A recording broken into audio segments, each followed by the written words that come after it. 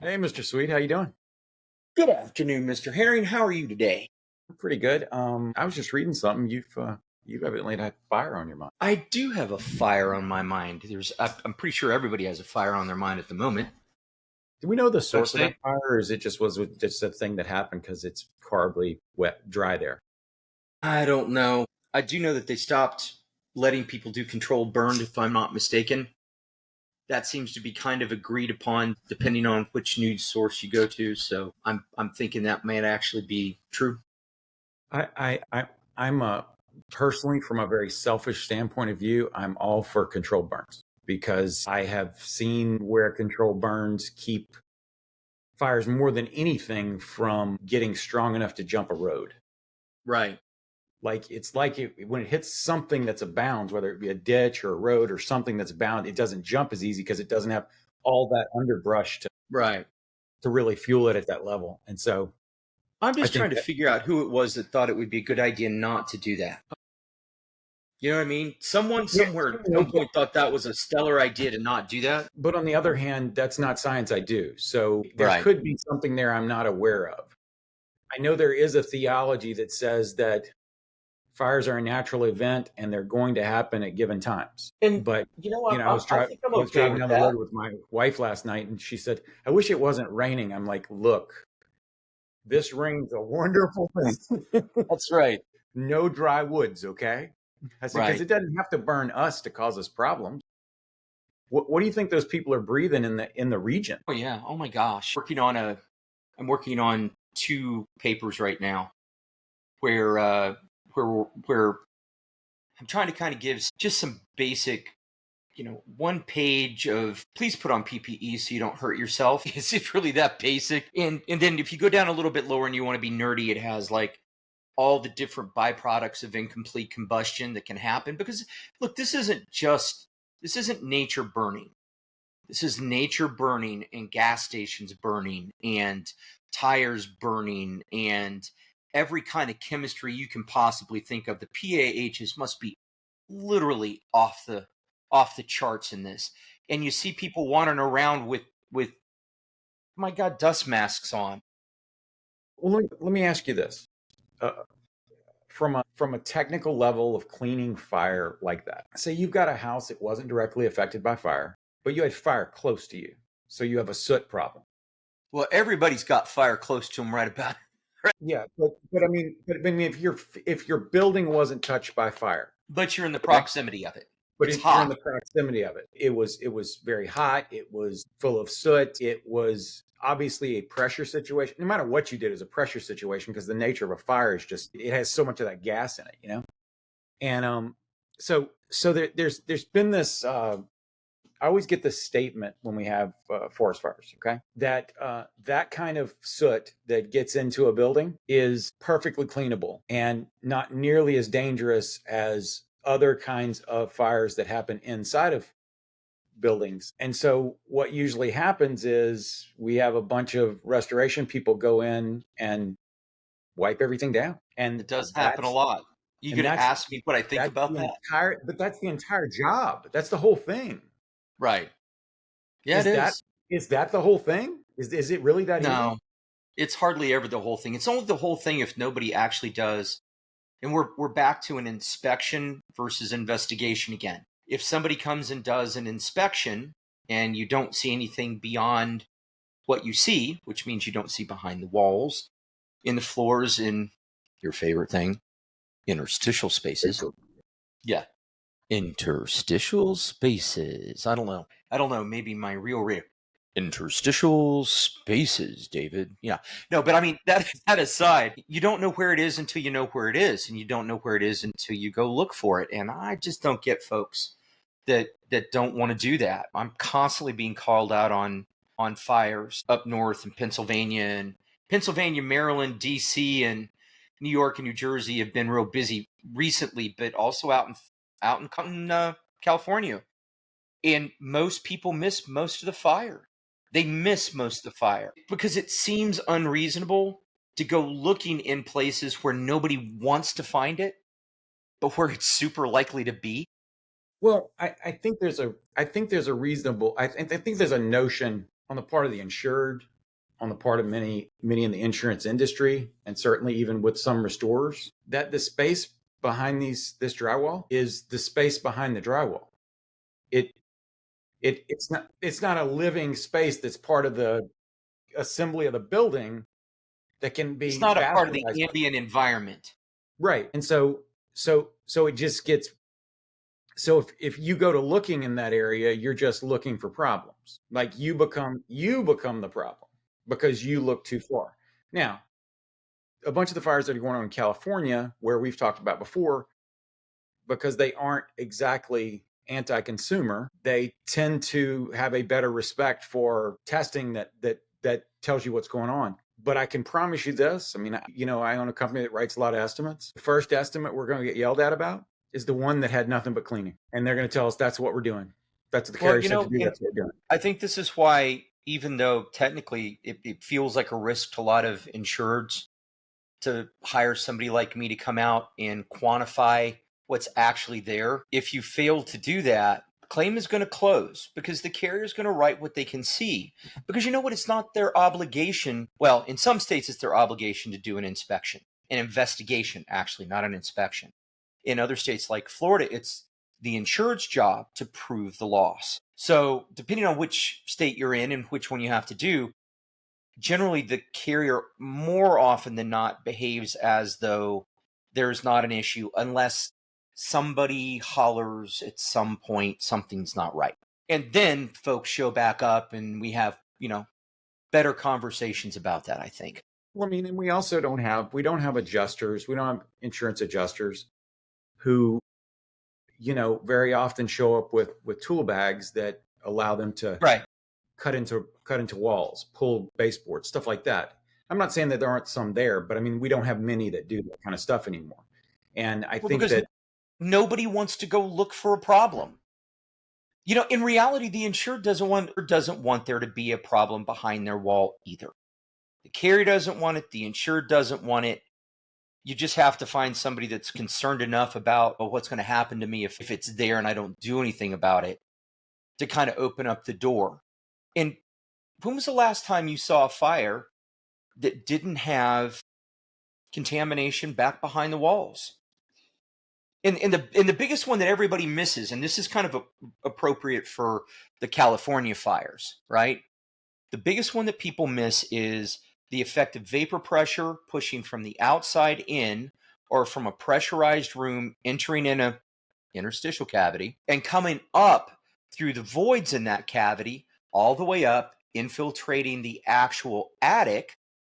And then if it's a big enough, hot enough pressure with enough fire, I've actually seen the inside of a building, a garage and a little kitchen, laundry room look affected. The rest on the first floor doesn't look bad at all. The second floor looks fine. You can't go and sample something on the interior of the walls.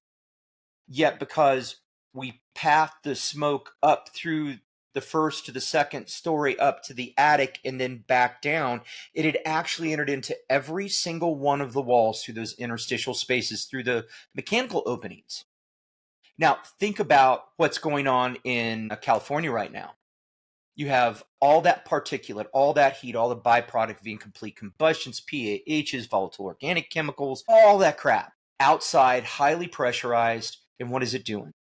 It's pressurizing into every nook, crack, cranny, and crevice of the building that the opposing pressure in the building won't resist. So if you had a positively pressurized building, chances are you wouldn't have as bad a damage. You might not have any. Like commercial structures that constantly pressurize, they filter the air from the outside, they condition it, clean it, pump it into the space. It's what you get when you walk up to a store and the doors open and the air rushes out, right? That's a positively pressurized space. So if you had something like that, and there are houses that are built like that, where they positively pressurize the interior with a ERV or some other type of pump, and they take it, clean it, put it in, condition it, and push it out. and as I saw in some places that had that, once it's breached, it really brings, it's just good until it's not. Isn't that most things in life? Yeah. Everything works I mean, until it it's like doesn't. you're doing this great thing with air and oxygen, and then fire breaks through a window and you do this great thing with air and oxygen. Yeah. The fire's like, y'all come, let's go. Party time. Yeah, they're just waiting outside, waiting for somebody to make sure the coast is clear, the parents are gone, and the beer's cold, the tap's been set. I got a question for you about fire, specifically in California. You don't realize you got a fire coming. You've got 10% left on your electric car, and the There are entire certain electrical drawbacks. infrastructure is in the Well, and not just off, it's going to be off for the next year. yeah. You're And not so, going to I be mean, charging your car at your house anytime I soon. just had this horrible feeling like somebody was going to be like getting about 10 miles out and having to sit in traffic to do it, and just and then they're just like, there's Well, think about pumps all the because charging they have stations. generators that run the pumps. Right, which is funny. They got generators running the inverters that pump the car. Yeah, to charge the car. I always thought They that don't was have the generators that they're running at the gas stations, though, are usually to run the actual pumps, not to run. They don't have enough power to run the no. power that needs to run to the cars. But the charging stations usually. Don't get me wrong. I'm not against like electric cars. Okay. No, I just they do have their Unless of course you live limits and close to moments. salt water, but the that could come. And there's the occasional bonfire. Well, the Yeah. more than occasional bonfire. But it makes me I was just thinking about that, how like that's a scenario for a place that has a high density of electrical cars where and they may have more hardened infrastructure to handle that. They may do that. I mean, this is a state with 40 million people in it. Okay. It's bigger than most nations. I think they probably have some coherent way to deal with some things, but I just thought it was funny. It is an interesting picture of people stranded. And I told you there was a movie called Homeland where there was actually a thermonuclear device set off, no surprise, just outside of the coast of California, because apparently that's the only place you do that. That's right. But there were people trying to escape and finally had to steal a car that ran on gas because their $80,000, $100,000, $120,000 Tesla that had the biohazard feature. Oops, I did it. Oops, I did it again. Oops, right there. Stop. Nope. Do they have the biohazard? I don't know. I think that may have just been one of the... Dang, this thing. Man, you got the smartest camera. Smartest camera running by the biggest ding dong. Why does it go like? I don't know why it won't go in between. Okay, so I think it will if I do. No, hold it. So maybe if I do it like this. No. How do you? Isn't there a way you can tell it to freeze? Yeah. It's not paying a lick of attention to me. See, that turns it back on and at least does that. So here we go. Up. No. And I think it could be confused. There is a control for this. I'm sure there is somewhere. I am not using it properly. No. They have those drones that you can operate with your hands. And somebody said to me, "Let's just back up." I don't know. I got the same size as you now. Yeah, I'll just to the restroom back here. Lovely. Yeah. So here we are. No beautiful depth of feature. No beautiful bean footage. Out of my lighting. This is what we look like, ladies and gentlemen. Apologies to the spouse. So anyway, yeah, it's there's going to be lots going on, and there's going to be so many fights in California from basically not the houses that burned down. Although am always amazed that there's fights over that when there's a policy limit to be paid and there's nothing besides twigs and the framework left. I got some video I'm going to post that actually the fire got so hot in a couple places that it bent the red iron, made it just like droop. People have no idea what that's like. And I think it's into Malibu a little bit too. I saw it was down. I was just at Rod and Reel, passed by the feed store. I was at Rod and Reel on PCH last time I was in. I had dinner there, and it's gone. Everything down on the water is gone. And this is not a place they've had them like recently, or like they don't have this very often. So it probably attained a temperature of at least 1100 degrees. Would seem so, yeah. Can you still hear me okay, since I'm so far away from the microphone? Yeah, you're fine.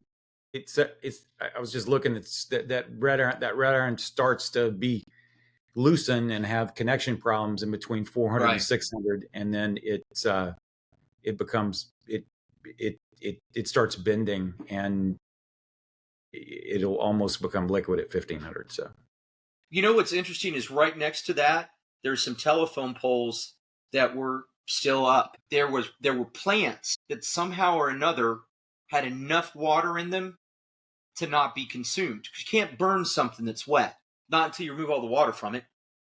So in general, there's exceptions, but still, it's interesting to see the stuff that's actually still there. And then I'm watching, I'm looking at people going in and out of. They're driving around and they're walking through this haze with absolutely no awareness whatsoever of what they're breathing, just none. And what are you going to do? How many thousands of people? This is like people that were at ground zero at 9/11. All the long-term effects. The event didn't get them, but gosh darn it, the long-term effects of the buildings burning, or the construction dust, or the silica, the silicosis, and stuff like that is really profound. So I don't know. It's I can't imagine that we aren't going to expect there to be a whole bunch of that going forward. And it's completely preventable. That's why I have that article. I'll send it over to you and let you look at it and think about it and tell me if you think I should add anything to it. But I don't think people have any idea, just the basics, and they think that they're somehow exempt. And the moment that there's no more fire, they don't realize that even without smoke, just being in those areas, all that byproduct of incomplete combustion is still there. It's still in the air, and it's going to be for some significant period of time. When we as contractors do demolition on structures that were 6 months old or 6 months after the loss, right? Do we not wear all of our PPE? Yeah, because it's still there until you clean it, stick it in a landfill, or put it in a trash bag and clean up behind it. Yeah, that's kind of a terrible thing. I don't know. It's like I always think about, like, we had in New Orleans after Katrina, we called it the new New Orleans because the old Yeah. New Orleans is gone, Right. absolutely gone, and it's kind of like the controls on your camera. It's just something new. Because But what did I do and why did it work? Holy, maybe give it a break. Oh, I look at don't you. know. Okay, keep your hands on the desk, and you just got to tweak it, don't you? No, I turned it off. I'm sitting on I my believe that. hands. No, but They're what I kind of was saying warm. was that New Orleans was like the new New Orleans because it's never the same, and we don't. Right. We have this notion that we can rebuild. Okay, we have this notion, but you're 30, 40 years from having those trees back. You have to deal with erosion control like you didn't before. I mean, it's a different sort of thing, and I think that people are like, oh, I'm not really all worried about all those rich people that got walloped. Well, I got Right. news for you. It's a whole lot of people that live hand to mouth that got walloped. Yeah. A whole lot Once of you're them. 5 miles in from the coast, normal people start having houses again. Yeah, and plus, I Even in mean, like, Pacific Palisades. yeah, and like, I'm just saying, like, who works in those communities? Right. They live up the road, and I just, it's like everything else. The poorest among us are going to get the worst of it. But I mean, I don't know. It's just it's Lives were forever changed. It'll never be back. It'll never be like it was ever again. There's people yeah. that'll move. Communities they'll never fit together the way that they fit together before. You don't Hmm. you don't think about that, but that's really a thing. Yeah, it is. So I I don't know. where I was taught that was I watched this lady. I was at a house in Gentilly in New Orleans. It was weird because it's like such a populated place, but it was just kind of brown, and there was almost no one there. Right. So we would typically, when we go look at a property, we'd have to go break in because the owners were 1,000 miles Right. away, and so I got very good at that. But useless. Like you had to learn. But anyway, so I'm up in Yeah. this. Okay. I hear someone crying, but it's that kind of crying. It's that kind of crying that feels like broken, Hmm. like that hopeless kind of cry. I came down out of this house and I walked out the front door, and the stoop right next to me is this lady. And I just walk over to her and I say, "Hey, ma'am, can I help you at all? I mean, if you need help getting your house back together, I'm sure I know some people who can handle that. You need help with your insurance? I'm sure I know some people who can handle that. Do you need to go somewhere? Is there something I can do for you?" And she says, "You see that house across the street?" I said, "Yes." She said, "My friend died in that one. We had coffee on this porch every single day for 45 years. Up the street, my church is gone. There's no money to put it back. That restaurant across the street from there, that's where we all went every Friday night." Right. He says, she said, "My kids live down there and down there, and they're in California and they're in New Jersey, and they're never coming back. So, no, you can't fix this because this is never getting fixed. Not that part of it Broken anyway. forever." And I just like, when she said that to me, it never had come to me on that level. Right. Like your life really was changing that dramatically. Like she was not going to have like things that you've done for, it'd be like you waking up and there's no coffee ever. You're like, "Remember when you had coffee?" It's just weird, you know? I mean, it's just weird, but I don't know. I didn't have this on the bingo card for early 2025. I didn't think we would have No. major loss the early part of Well, 2025. and I guess you like me are getting calls for heading out there. I'm guessing we probably won't be there for another week or two. Stuff is still literally burning, but Yeah, I have a which is not general. funny. I don't mean to. I I have, don't mean to no, make little of it. I have a general rule, and that's I don't typically deploy to places where people are desperate because of two reasons. One, because people who are desperate are often dangerous, and two, when I go to those places where people are desperate, everything I'm consuming has a higher need to go to those people who are desperate. Right. I'm so unless I'm there specifically to help in a way that doesn't involve business, it's just Right. charity. I just don't think I could go. I should go Right. early. But we will go quickly because as soon as it clears, we're going to need to look at a bunch of things straight up. Yeah, I already have calls, and I think I'm going to be there probably in between now. I got a trial in 2 weeks, but pretty sure there's going to be something in between now and then. Things will get travelable enough that we can do that. I have an umpire meeting this week. It's planned for 5 solid days. You know what that sounds like to me, David? That sounds like to me somebody who didn't do their full, complete initial investigation, and now you're going to go do it. No, Is there any truth to that? actually, in this particular case, these guys did about 90% of what they needed to do, and I had to do about 10% of it. They got excellent expert reports. Okay. They did a shitty job with their mitigation company, charged them a lot of money and provided them almost no data. They have incurred expenses because they've had almost 90% of the work done. Right. So I don't think there's 5 days worth of stuff to talk about on this $5 or $6 million loss, but I have to sit there like I'm excited about it. Well, I get to go to about a $2 million mitigation where what's interesting is there's this particular condo association likes this contractor, used this contractor before, but they got a little bit more information all of a sudden, discovered and decided that they wanted to kind of understand a little bit better where their money was going. Did you actually do what you were supposed to do the way you're supposed to do it? And here's what's going to be interesting about this. The contract itself is kind of ambiguous about what kind of documentation they owed the association, the contractors. And there wasn't. One of the things we're going to be doing, of course, is we're going to be putting an emergency plan in place, and we're going to write how the next vendor will do the work. If you want to do this, you're going to come out, you're going to bid it, you're going to do it a particular way. You're going to give us certain data. Probably we'll have them using remote monitoring so that we can have much better data for knowing whether things are working and everything. All that aside, it's kind of interesting when you have two parties where the contractor may or may not have, based on the contract, had a real obligation to do a ton of work, to do a ton of documentation.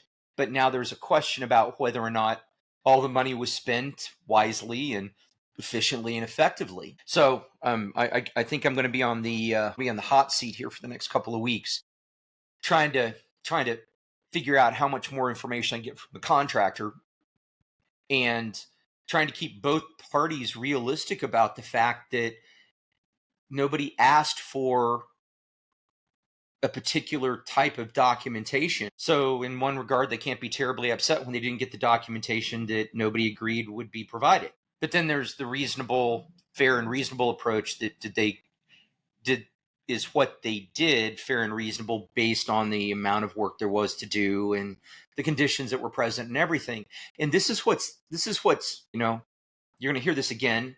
This is the genesis of a dispute. The genesis of a dispute is where both sides lack the information and fail to give what the other side really expects is necessary, both the written out part and the unspoken part. And, you know, how much of what do we do, you and I, how much in the alternate dispute resolution world is the end result of, well, that. Well, Just you know, incomplete communication, untimely communication, expectations that aren't actually directly identified and set forth, people not being made responsible. Now we're kind of getting into our dispute resolution seminar coming up in March, the end of March, in Tampa. So we don't have to travel. It's one of the nice things. I don't have to go anywhere. You just froze. You cold? don't worry, I'll be back. Yeah. Can you hear me? Yeah, I can hear you. You just got really fuzzy and everything. Yeah, Maybe a it's telling me bandwidth issue on my side it's too. telling me my internet I'm sharing with every child in the neighborhood is not Okay. working really Well, they well. must be watching But cartoons or something worse. It'll catch up. You know, I have Okay. a thing. I have a thing that I'm going to do on this umpire meeting that that I kind of got from you. It's, you know, if you do a thermal reading on a wall and you think there's water there, what do you follow up with? Mm-hmm. You follow up with a moisture meter, Yeah, right? if you're using thermography, the standard says that you're supposed to follow up with a moisture meter, which, by the way, is not a moisture detector, because there's a difference between a moisture meter and a moisture detector. Because a moisture detector Correct. gives you a relative reading, a moisture meter is calibrated for the reading that you're actually taking. Yeah. And that makes a difference. I just had a trial where that was a big bugaboo is I can't trust your data because you did not take moisture meter readings to correlate with your thermography. Right. And in my world over here, I'm going to explain that thing to them in that way because I think everybody can understand that. And I'm going to explain that just using a flashlight and your eyes is not the same thing as doing fenestration testing. Correct. So you brought an expert who used his go-go magic eyes. He knows a lot about windows. He's awesome. He's amazing. He's who I'd call if I had window issues. Right. But I wouldn't call him to test the windows because he doesn't do that. Right. And so That's true. the assignment from the engineer was to test the windows, not observe the windows. The engineer called out the ones they observed. Definitions matter, huh? Yeah, and it's a question of observation versus testing, and it's kind of the same thing. It's like if you're just shooting thermal, it's just simply an observation. Means very little. Well, but see, now I understand the contractor side of this. The contractor says, nobody told me to. Anyone could have asked for it. I would have done it. Anybody could have required it. I would have performed it. All kinds of things could have happened that didn't happen because, well, you know what? Nobody spoke up. And now you'd like to suggest that my work product isn't professional, isn't competent. Because of that, you're saying that if I would have taken a picture in every one of those areas, that you believe my report? And then there's this long pause, and the answer would be, well, I would have to. I would have to. And what nobody understands at the end of the day is there is data that is so conclusive that people must believe it. They have no choice. Just none. It is just that final. And there's a word I'm looking for that I used the other day and I can't remember again. I love being 58. Huh? It is prima facie, yeah. And that's the thing. That's what I hear consistently. someone begrudgingly admitting that I would have to have given you what I'm pretty sure I know you did and was necessary if you would have just done this one thing. Or at the very least, we wouldn't be arguing about it at trial. Okay, and the thing that gets me about what you just talked about is a lot of times when you're calling out that necessity, they call that abhorrent. Yeah. Oh, you're trying to make a mountain out of a molehill, or it's unethical. Or we You can't trust requiring it. all this additional, it's Yeah. unethical. Or we can't trust the testing or something like that. Yeah. You know, That happens. It we don't get happens a positive. lot. We don't get But many you know what positives. We happens? don't test. If people will do the work, they miraculously find that they get paid for it. Nobody wants it. This was 2 months ago, and everybody was upset that I opened up walls. We told them we were going to do it. They didn't read the email. We told the carrier we're going to open up the walls. We invited them to the party. They had other things to do, and that's fine. I'm okay with that. Guess what? When we opened up the walls, we found what we found, and that meant probably 3 times multiplier and everything else, because there was stuff behind the walls. You know, sometimes there's not. More than often there actually is. Quantify that, and then the same person who would have just walked out and written what they saw. How many times have people heard, I can I only can write what only I see. write the damage that I see? Yeah. And I mean, and they can, because they don't have an obligation to be an expert. You have an obligation to be an expert. Yeah, In reality, this is more often than not your fault. What doesn't it say in the S500? The competent restorer has to look well into the structure.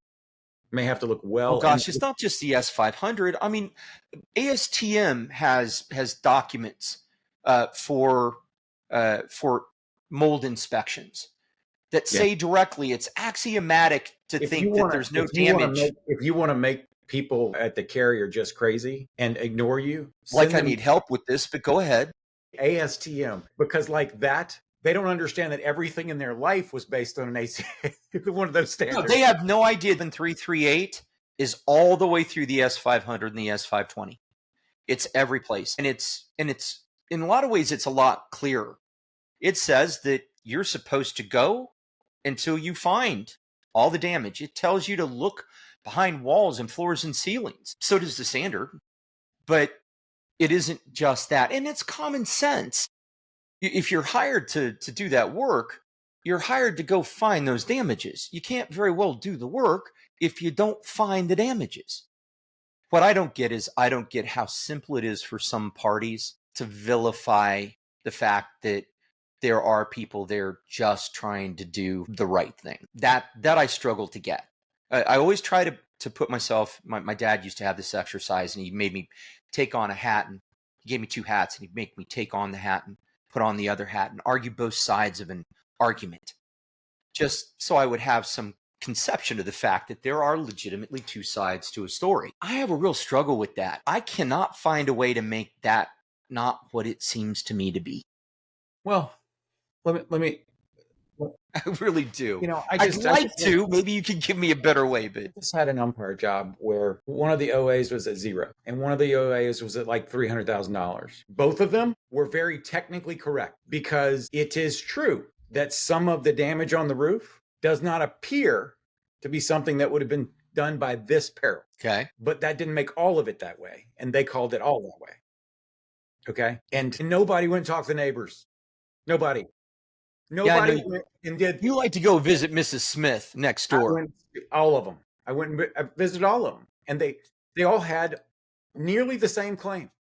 Nearly the same claim. The only one that had one bigger was they had a strangely large tree for Southwest Florida that fell on the structure too. Oopsies. I'm wondering who they. There's no telling what they spent to build that tree there. I mean, it was like 40 feet tall. And there's not a tree in Naples that's taller than 20, right? No, not really. So, hey, where are you going this week? I'm South Florida and up north in an undisclosed location. Where are you going to be? I'm going to be on the East Coast. Yeah. And in Orlando. And I'm going to probably end the week in your studio. Don't tell everybody. I was teasing him on that. Because the thing is, I technically have this 5-day umpire meeting. Am I going to become your excuse to get out? I have to go look at David Sweet's interstitial spaces. No, I That's what mean, I've got to do. it's like, I mean, like I just don't think it needs 5 days. I think we could do it in like one, because it's all data. I don't know what you would do with 5 days if you have all that data. I don't know, just probably run up a bunch of bills. Hey, look, I'm usually on the side that says I need longer. I need you to pay attention to me longer so I can go over the data so that you can understand the necessity of it. I'm usually on that end of the spectrum. 5-day inspection, if you've had expert opinions and all the rest of it, that seems odd. Although it does seem like a file I have in Texas right now that involves TWIA, which is probably going to be the middle of my February, I'm going to guess. That's always fun. There's a saying that I learned long ago, that it doesn't matter what kind of business you do. Shut your mouth. No. It doesn't matter what kind of business you do. Right. There is a shit sandwich somewhere in it, and my week this week feels that way. At least the first part. Well, the first part, we'll do better for you on the back end. I mean, it's just I don't know. And the other part of this is it shouldn't have taken us a year and a half to get here. Yeah, well, there you go. Yeah, there's a lot of that. Yeah. On my personal claim at my house for the storm, I'm going to get up on the roof, I think, Monday, and then start marking all the faces and taking pictures of all the damage on the leading edges of all the roof to pull that back together, then to give it to the engineer, and then to let them know, no, it's not less than my deductible. I mean, my deductible's monstrous. At least it feels that way. By the way, I thought everybody would find this interesting, that David Sweet's engineer was his opposing appraiser. Yep. On a file that I was the umpire, that was very contentious. Yes. And but this is what happens when you behave like adults. Yeah, I when thought you behave honorably, you can build relationships, right? Even with some pretty salty people. Yeah, and Whitty is salty, but I really. Oh, you didn't say that. Yeah, Whitty is salty, but he's salty, but like, look him up. Like, he's doing some of the coolest things. He's making like this park.